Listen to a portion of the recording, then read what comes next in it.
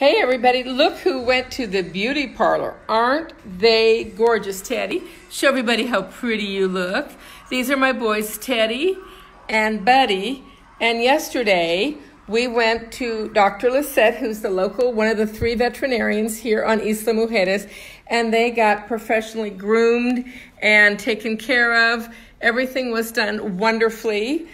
She's a wonderful doctor. I really enjoyed having her care for our puppies. She did a fabulous job cutting their hair and making them look just so beautiful.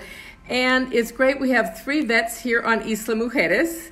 And typical of most Mexico and island services, the cost is between 1/3 and 1/4 of what you would pay in the States for similar services. I normally pay $50 to $53 each for my pets to be groomed back in San Antonio in Texas, and both pets were groomed for 600 pesos, which is 300 pesos each, which is about $12 each. So for $25, I had both pets beautifully groomed, 1/4 of what I would pay in the States. It does help that the pesos, the dollar is very strong today, but that's pretty typical for most services, whether it's a manicure, a pedicure, a massage, hair, facial, whatever.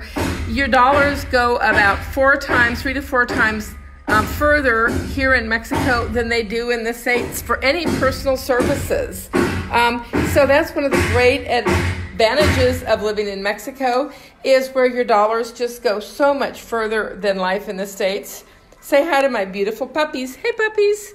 This is life in paradise, pet grooming in paradise. Bye-bye.